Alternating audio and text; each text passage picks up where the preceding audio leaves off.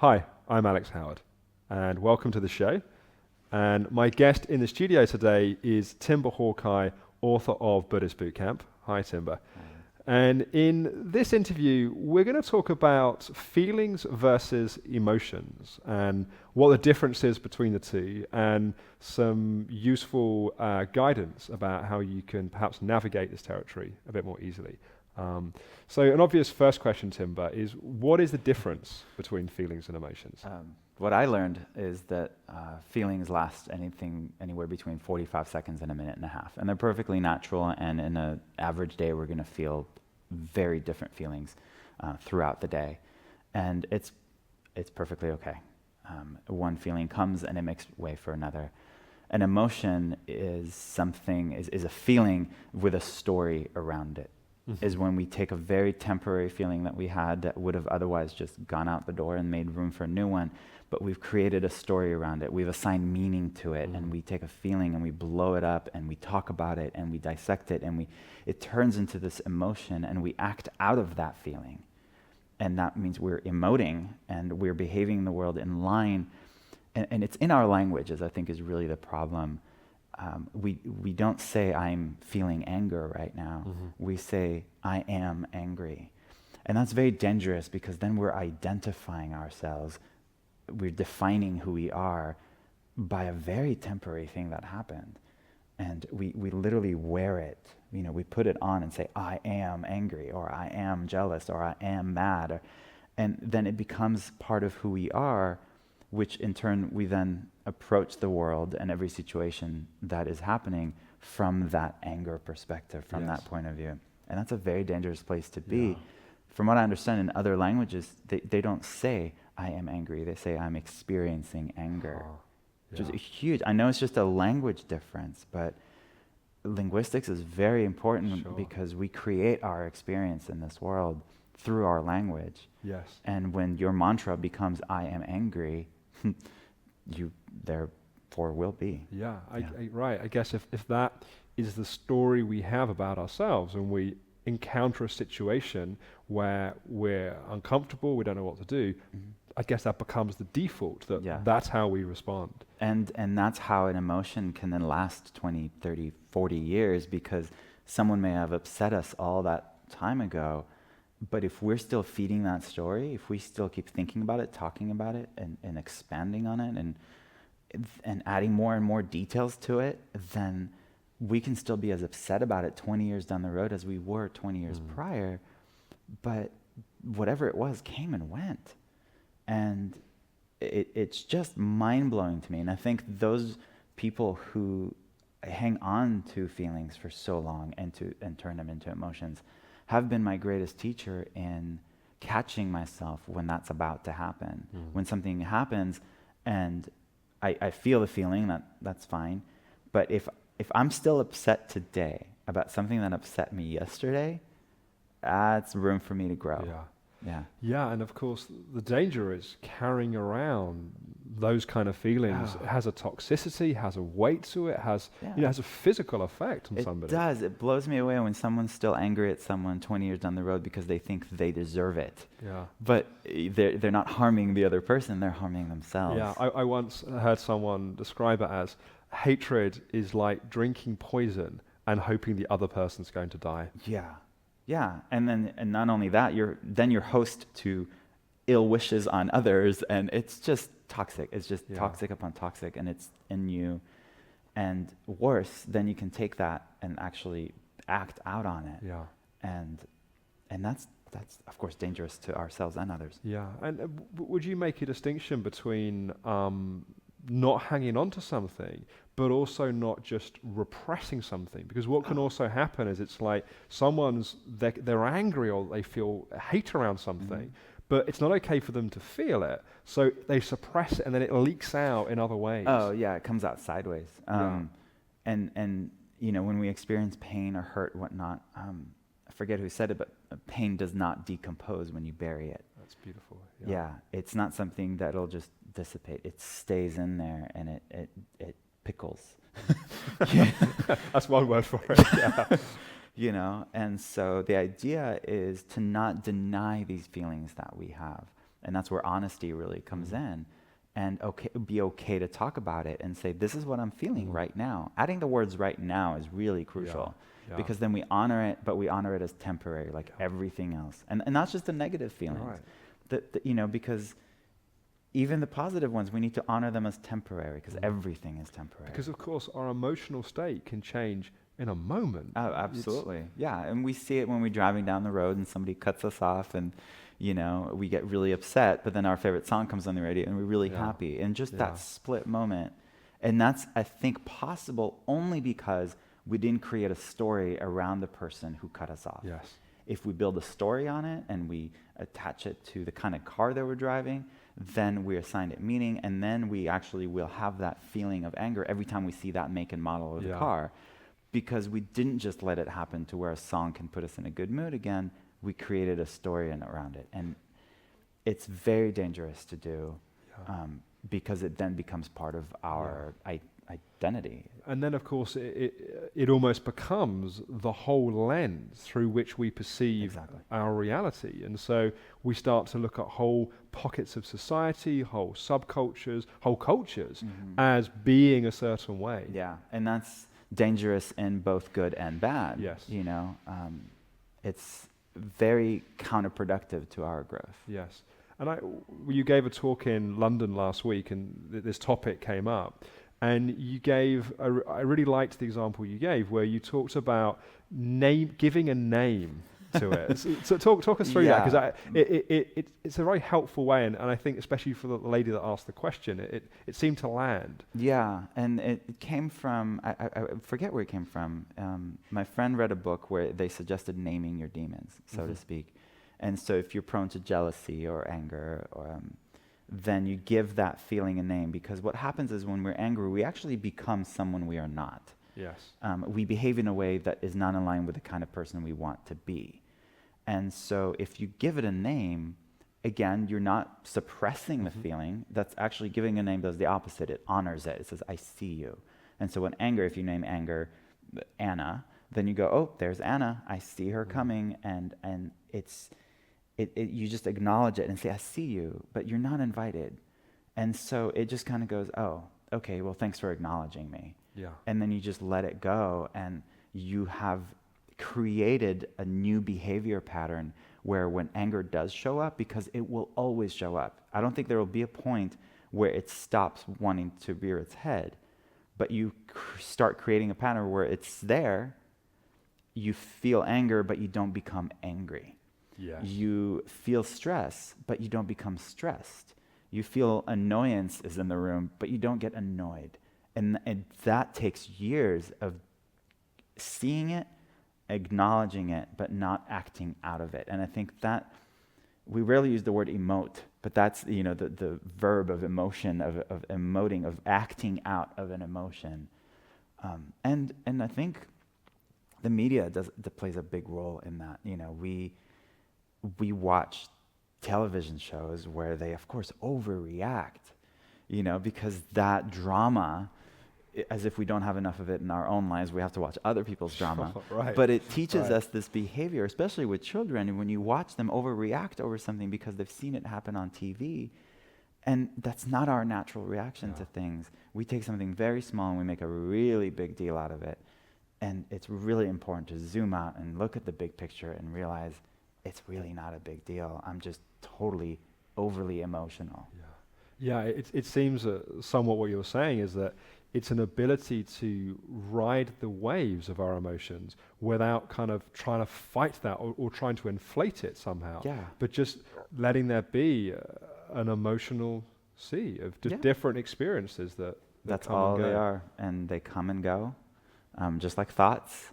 And it's if we just observe them and get acquainted with them, because quite often when we feel jealous, for example, it's a very frowned upon feeling, and so we don't talk about it, and we act out of it though, and that could be very dangerous because we haven't been invited to examine it, and especially as children, to find a healthy way to deal with it. So as adults, we don't know how to deal with it. Yes. And we act out of it. We say things that we normally wouldn't say out of all these different feelings. And it's not in line with who we want to be. Yes. And so then who you are is this angry, jealous, overly emotional, emotionally unstable individual who doesn't ride the wave, but is controlled by it. And that's very different. And when you talk with people about this topic in the talks that you give around the book, I'm curious about, are there people which are defended against this? Like, because my sense is that for some people, they define themselves so much by their feelings and by their feelings, and it's like, how can you possibly tell me this is I can't feel this? Yeah. What do you say to someone that's happening for? There's a line in the book that is probably the foundation of my belief system, and I just kind of buried it in there in another chapter. And emotions are the potholes on an otherwise smooth path toward euphoria. I'll say it again. Emotions are the potholes on an otherwise smooth path toward euphoria.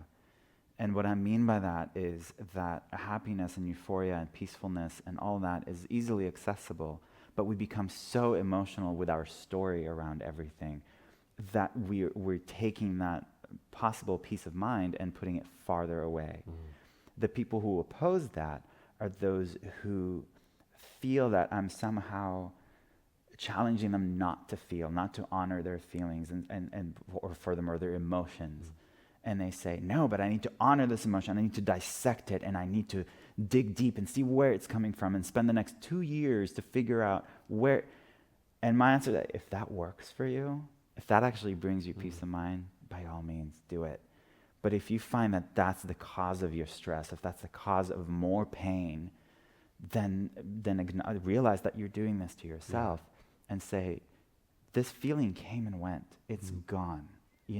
If someone did something, I heard Reverend Sky in Hawaii talk about this, where if we experience something as a child, whether it be abuse or whatnot, and then we take that one experience and we have it define who we are, then we spend the rest of our lives approaching the world from the victim stance of a victim of child abuse, as opposed to, this happened to me. It has taught me how I never want to raise a child. It has empowered me to work in a world that supports abused children. And it really helped me navigate my purpose in life. And it has helped me be the person who I am today. And then you're not a victim of it. Yes. You are empowered by it. Yes. And it's by not taking something so temporary and having it be the end-all, be-all experience of our lives. Yeah, that absolutely makes sense, and that's of course in a sense a personal choice of how somebody chooses to make meaning out of their experience. Exactly. And that's a difficult thing for people to do sometimes. It's more difficult not to. It's more difficult to live the rest of our lives victims of these feelings. Yeah. Carlos Castaneda said, you can make yourself happy and you can make yourself miserable. The amount of work is the same. And so again, the responsibility goes back to you. And that seems like a lot more work, but it's not as much work as spending the rest of your life victimized by all these things that arise naturally. Yeah, and it's interesting what you were saying about when somebody keeps dissecting and digging and going through the same emotion. I read some interesting research that anger release work, which is about someone training themselves to feel their anger, done in the traditional ways, often the research was that it leaves people feeling more angry in their life, not more free of their, because they condition that state of anger. And they've made anger an acceptable way to behave in the world. We are a product of our habitual tendencies, but we're not the end product of that. That means we can create new habitual tendencies today. Yes. And we are not the things that have happened in our lives, and we're not what we have done. We are who we choose to become today. Yes. And so every day, every moment is an invitation to say, I don't like the person that I am, or I don't like behaving in this way. And I'm the only one who can change that. Yeah. It's not about changing the external say, when people stop pushing my buttons, then I'll be okay.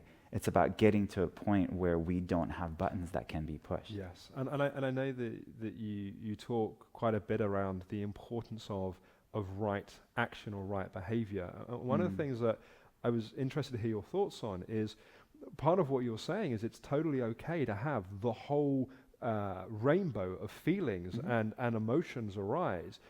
But what I'm hearing you say is it's not acting those feelings out on other people. So you may feel anger or rage or hatred towards someone in a given moment, but that doesn't equate to throwing that at that person. Not acting out of it. I mean, anger can really be a helpful feeling if we look at it from a healthy perspective. In fact, anger can propel us to do really good work in the world if we do it, though, from a place of love, not anger, if that makes any sense. So if you witness something that's happening in the world that doesn't sit well with you and it angers you, then use that anger to promote what you love instead of bashing what you hate. Yes. That's the invitation, because quite often we want to go and protest against something, but then we're white knuckling our way through life, and it's again so much easier to use that anger productively instead of destructively, because anger is destructive. Yeah. So in a sense, it's using the energy of that to create something rather than the kind of toxic element to destroy something. Yeah. Even if our intention is to put an end to something, I think we can do so by birthing something new. Yeah. A new way of looking at things, a new way to behave in the world, a new way to do business. Yeah. And if we look at great figures in history, that's what, Nelson Mandela's died recently at the time of filming this. And that's a beautiful story of somebody facing great challenge and rather than living from a place of hate, turning that into. Yeah, it's like Martin Luther King who said, you can't put out, do away with a shadow or darkness with anything other than light. Yes. And all we can do is shed light on it. And that is the invitation, is to be the light. And the people, and it's not about taking that light and pushing it on other people either. If you just stand there like a lighthouse, people will come to you, and they'll find their way out of the dark because you're there, beaming, happy, living by example. Yeah. I also wanted to ask you about, we're talking about feelings and emotions, and I was curious as to your thoughts or your experience around who we are that's beyond that. So when we're not caught in an emotional reaction or kind of just observing what's happening, the spaces between that or the spaces beneath that. There's a great book by Michael Singer called The Untethered Soul. And what it does is it invites us to look at ourselves from a different perspective, in a way that when we have certain feelings or thoughts, and in fact when we're torn between two different thoughts, for example, and there's this dialogue internally, that who we really are is this other person observing that conversation. Yes. Not associate ourselves with either one, but we're actually this third party that's watching that happen, and we continue regardless of that.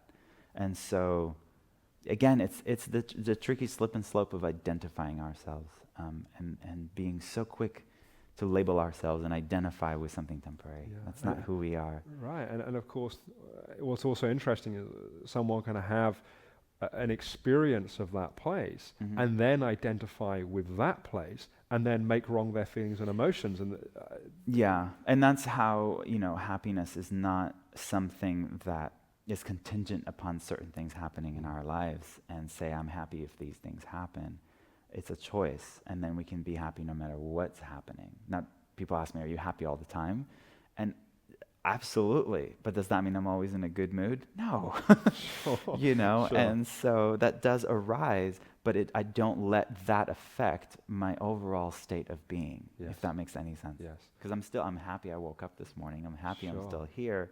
I'm happy I have my health, and then it's a beautiful world we live in. But something may happen to momentarily affect my mood, but not my state of being. And that's a very different place to be. Yeah. And we've got a couple of minutes left. Can you say something about really what I think you're just opening up there around the place for gratitude and the place where, it's like, in a sense, such an extraordinary thing that we live in such an unbelievably privileged society. Yes. And and I in the break, you were talking with Ian, the engineer, around kind of, we complain about being on an aeroplane and waiting for 20 minutes. So say something about the perspective we often have on life. Gratitude turns what we have into enough. And I think that's a really important practice, is to every day think of all the things that we're grateful for. And we'll find that we have plenty and that we live in luxury. And it's redefining what enough means to you and finding out that you have plenty of it. Because mine is a very antidotal system. And gratitude is pretty much the antidote to any negative feeling you may have. So as a personal example for people, you can't be angry at your wife and grateful to have her at the same time. The moment you're angry with her, it means you've forgotten how grateful you are to have her in her life. Yeah, and it's like something that comes to my mind. It's extraordinary how we're trying to get a mobile phone signal, and we're frustrated that we can't get a signal on our phone. And we forget that we're talking on this little device to someone the other side of the world. It's going through space. It's like extraordinary thing that's happening. Yes. And yet it's so easy to get fixated in that moment on what we haven't got. What we don't have instead of what we do have. Yeah. Yeah, that's great. Well, thank you, Timber. And thank you, people, for watching. You can find out more about Timber and Buddhist Boot Camp at www.buddhistbootcamp.com. Thanks for watching.